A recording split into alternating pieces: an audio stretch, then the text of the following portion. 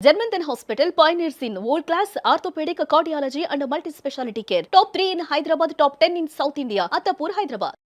కానీ దాసరి గారి దగ్గర మీరు అసిస్టెంట్ గా ఏం చేయలేదు, ఇలా చేయలేదు. కానీ మీ గురువు గారు అంటే ఇండస్ట్రీ గురువు అండి ఆయన. అదే ఇండస్ట్రీ గురువు, ముఖ్యంగా డైరెక్టర్లకు కూడా అందరికీ గురువు. కానీ అందరికీ నా గురువు అని నాకు తండ్రిలా అంటారు, గాడ్ ఫాదర్ అండి ఆయన. Okay okay okay. అంటే బాగా అడ్వైస్ చేసేవాళ్ళు, ఇలాంటిది అలాంటిది ఇంటి దగ్గర. అంటే ఆయన మినిస్టర్ అయిన కాడి నుంచి ఆయన కాలం చేసే వరకు పక్కనే ఉన్నాను సార్. ఆయనతో భోజనం, ఆయన పక్కనే ఉన్నాను, కష్టసుఖాలు మాట్లాడుకోవడం ఎన్ని చాలా బాగా ఉంది. కష్టసుఖాలు అన్నారు కాబట్టి సుఖాలు పక్కన పెడితే సుఖాలు అందరూ చూశారు.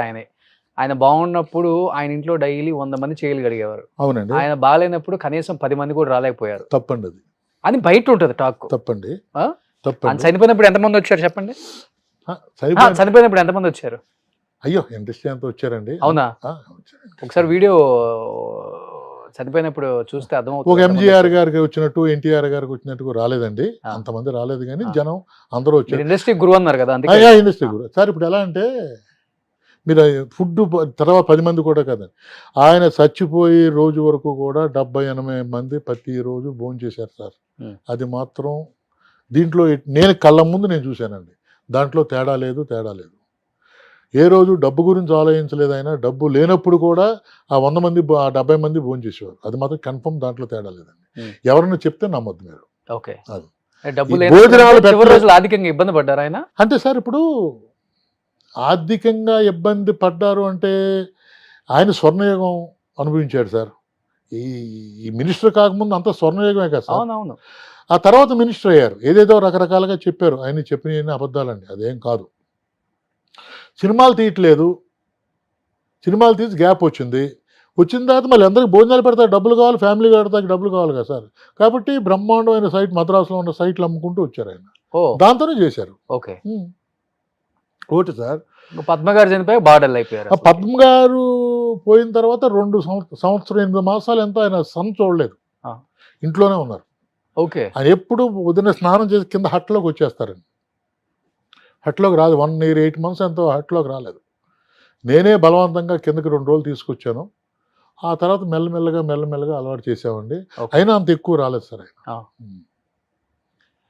బట్ ఏంటంటే అది వేరండి, ఆ పద్ధతి అదంతా వేరు సార్. అది ఈ వీళ్ళకి వచ్చిందా వాళ్ళకి వచ్చిందా అని అనలేము కానండి, ఆ పద్ధతి వేరు. ముందు నుంచి అంతేనండి, ఆయన జీవితం అలాగే వెళ్ళిపోయారు హ్యాపీగా.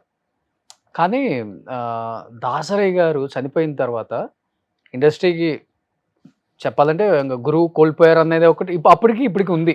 అది నేను నో చెప్పను, ఎందుకంటే ఆయన ప్రతిదీ ఆయన తల మీద వేసుకుంటాడు. ఇది నా ఇంట్లో ప్రాబ్లం కదా, ఎవరింట్లో వచ్చినా వీళ్ళని పిలవటం, పంచాయతీ చేయటం, వాళ్ళకి న్యాయం చేయటం. 365 రోజులు తలుపు ఎప్పుడు కావాల్సిన రాత్రి 1 గంటకు ఫోన్ చేసి మా ప్రింట్లు వెళ్ళలేదు అంటే ప్రింట్లు పంపించిన రోజులు చూసా. అందరికీ ఇండస్ట్రీ మొత్తానికి గురువు, అందరికి న్యాయం చేశారు. కానీ ఆయన సొంత ఇంట్లో ఆయన న్యాయం చేసుకోలేకపోయారు, కొడుకుల్ని సరైన పద్ధతిలో పెట్టలేకపోయారు. కొడుకులు ఇద్దరు ఉన్నప్పుడు ఉన్నదే 2 కొడుకులు, వాళ్ళిద్దరూ గొడవలు. తండ్రి చనిపోయిన తర్వాత ఒక కొడుకు ఇంటి పైన గేటు దూకి లోపలికి వెళ్ళి ఈ ఇల్లు నాకు సొంతం అని చెప్పేసి చిన్న కొడుకుతో గొడవ పెట్టుకుని చూసాం. ప్రభు గారు ఆయన పేరు అనుకుంటా, పెద్ద ఆయన పేరు. అంటే ఇద్దరు ఆస్తుల కోసం చాలా గొడవలు ఆడుకున్నారు. ఏమైపోయినాయి ఆస్తులని ఒకరిని నిందించుకోవటం. ఏంటి సార్ అసలు ఆ ఫ్యామిలీ? ఇదంతా ఎవరన్నా చూసింది చెప్పారా, రాసింది చెప్తున్నారా మీరు? ఇప్పుడు ఆయన ఇల్లు దూకిన మాట వాస్తవం కదా. అది సార్ ఇప్పుడు రాయాలంటే ఎన్నైనా ఉంటాయి. ఈయన వెళ్ళాడు, వాచ్మెన్ లేడు. ఓకే. జరిగింది నిజం చెప్తున్నా, వాచ్మెన్ లేడు. వీళ్ళు పెద్ద ఇల్లు కదండి, తాళం వేసేది, తలుపు తాళం వేసి ఎక్కడో ఉన్నారు. ఎన్నిసార్లు కొట్టినా తీయలేదు. ఈయన ఇక్కడ పడుకుందాం అని చెప్పి ప్రిపేర్ అయ్యి వచ్చాడు. ఇంకా అన్నయ్యని డిస్టర్బ్ చేయటం ఎందుకులే అని చెప్పి ఈయన గేటు దాటి వెళ్ళాడు. జరిగిన మ్యాటర్ అది. దాన్ని మనోళ్ళు ఇద్దరు గొడవ, ఆయన వచ్చాడు, పెద్ద ఆయన వచ్చారు, అడిగితే ఏరా ఏంటి నువ్వు తలుపు తీయండిరా, ఇదే జరిగింది వాళ్ళ మధ్యన. కానీ దీన్ని గోడ దూకాడు, కొట్టుకున్నారో తిట్టుకున్నారో అన్నంత వరకు వచ్చారండి. అది మాత్రం అబద్ధం అండి, నిజం కాదు. నిజం ఓపెన్గా చెప్తున్నా. ఇంకోటి, దాసరి గారి ఇంట్లో ఏ రోజు గొడవలు లేవండి. అనుకుంటారు కానీ బయట చెప్తారు కానండి. ఏదన్నా చిన్న మ్యాటర్ని పెద్ద చెప్పేవారు సార్. ఇప్పుడు ఏ తండ్రి ఏ కొడుకును మందలించడు, ఏ కొడుకు తండ్రి నాకు ఇది కావాలని అడగడు. అది రియల్ గా జరిగినాయే తప్పండి, దాంట్లో గొడవ రియల్ గా ఏం జరిగింది లేదని ప్రాపర్టీస్ దగ్గర గొడవలు లేవా? ఏమీ లేదు సార్. ఇది ఉందని చెప్పమానండి ఎవరినన్నా, నేను గ్యారంటీ నేను చెప్తున్నానండి. ఓకే, ఈ ఆస్తి నాది, ఆ తమ్ముడిది కాదు, లేకపోతే ఇది ఆస్తి నాది అన్నయ్యది కాదు ఎవరినని చెప్పమండి. ఓకే, లేదా అల్లుడు గారిని వచ్చి కానీ ఆలమ్మ అంటే గురుగారు అమ్మాయిని వచ్చి నాకు మోసం చేయడం మా అన్నయ్యలని చెప్పమానండి. అది లేదు సార్. ఉంటే గొడవ పడతారు కదా, కోట్లు ఎక్కుతారు కదా. ఇప్పుడు కోట్లు ఎక్కారండి వాళ్ళు, ఎప్పుడన్నా ఎక్కారండి? ఇప్పుడు బయట వచ్చిందా? లేదు సార్. కానీ ఎందుకు బయటికి అంత బ్యాడ్ గా ప్రొజెక్ట్ చేశారంటే సార్, ఇప్పుడు ఏమైపోయిందంటే ఓపెన్ గా చెప్పాలంటే ఆ ఇల్లు ముగ్గురు పేరు మీద ఉందండి. అది ఆయన ఏదో అది అది అది డిసైడ్ అవ్వలేదు ఎవరిది ఏంటి అనేది తప్ప ఇంకేమీ లేదు సార్. ఇంకా వాళ్ళ మధ్యన గొడవలు లేవు. ఏదైనా ఫంక్షన్ వస్తే ముగ్గురు కలుస్తారు, ఈయన చిన్న ఆయన అక్కడికి వెళ్తారు, అన్నయ్యతో మాట్లాడతారు, ఇవన్నీ మామూలే సార్. మరి బయట రకరకాలుగా ఎందుకు చెప్తారో తెలియదు. ఏం చేస్తున్నారు ఇప్పుడు అరుణ్ గారు? చూడటానికి చాలా బాగుంటారు. అరుణ్ గారు వేషాల కోసం ట్రై చేశారండి, బట్ ఆయన వేషాలు వేయకపోయినా వాళ్ళ నాన్నగారు ఇచ్చింది ఆయన సంపాదించుకున్నది, వాళ్ళతోనే హ్యాపీగానే ఉంటున్నారు. కానీ బిజినెస్ ఏదో చేస్తున్నారు సార్, ఆయన ఏదో ఇంటర్నేషనల్ బిజినెస్ ఏదో చేస్తున్నారు. పెద్ద కొడుకు తెలుసు కదా, ఎప్పుడు ఆయన కూడా షేర్స్ అయ్యి ఉంటుంది, ఆయన కూడా బిజినెస్. బట్ అంత హ్యాపీ ఫ్యామిలీ, ఎంత హ్యాపీ సార్, దాంట్లో ఏమీ తేడా లేదు సార్ ఓపెన్గా చెప్పాలంటే. కానీ ఒక్కటి, ఆయన దాసరి నారాయణరావు గారి రేంజ్కి పిల్లలకు చేసినంత న్యాయం చేయలేకపోయారు ఆయన. ఓకే, అది మాత్రం కన్ఫర్మ్. ఇప్పుడు దాసరి నారాయణరావు గారి రేంజ్కి ఆయన మినిస్టర్ అయ్యాక చెప్పట్లేదు సార్. మినిస్టర్ అవ్వక ముందు ఉన్న స్వర్ణయోగానికి ముగ్గురికి 300 కోట్లు ఇవ్వాలి, అది ఇవ్వలేకపోయాడు ఆయన.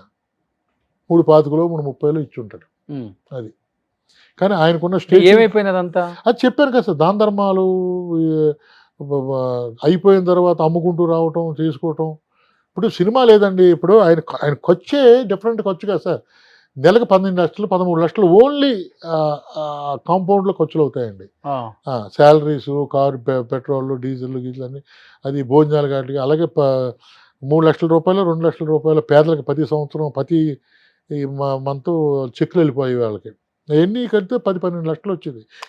సంవత్సరానికి ఎంత అయింది సార్?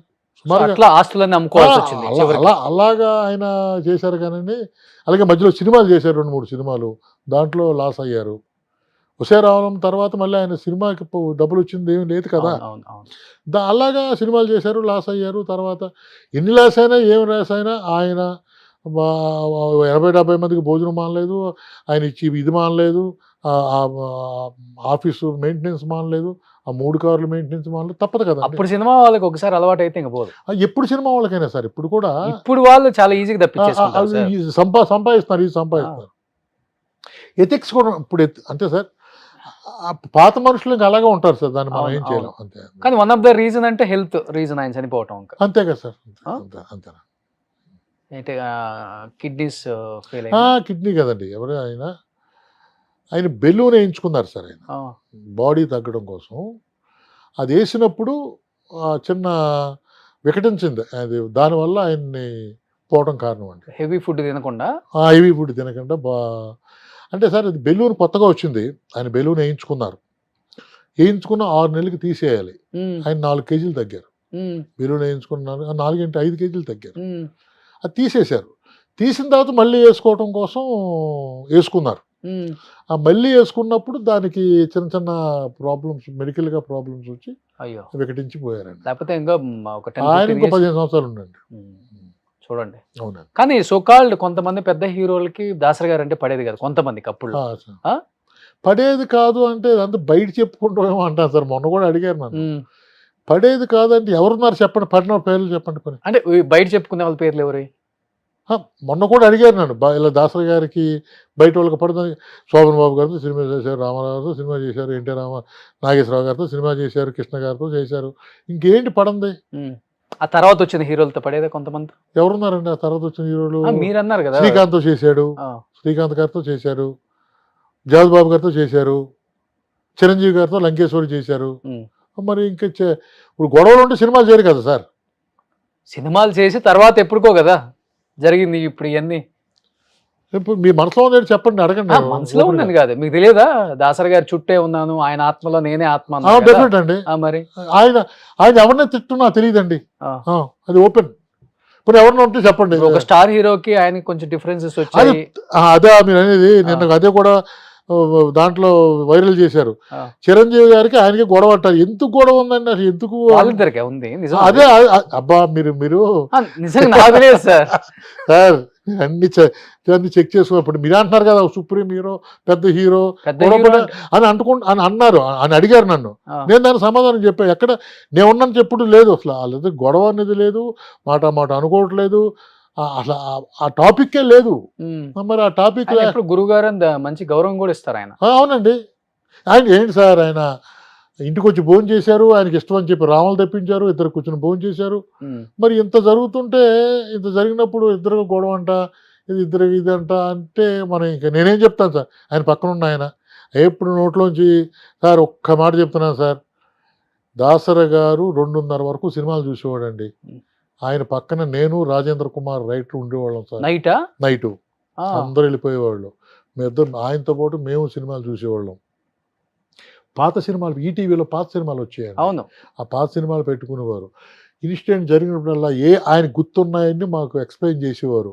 ఈ బోల్డ్ నేర్చుకున్నాం. చిరంజీవి గారి సినిమా వస్తే ఆయన చెప్పేది ఏంటి తెలుసా? చాలా కష్టపడి వచ్చాడా, ఇతనిలో ఎవరు కష్టపడలే, ఇతని కష్టంలోంచి పైకి వచ్చిన మనిషి అనేవాడు ఆయన. ఇంకా గొడవలు పడతాడు ఆయనతోటి. ఓకే.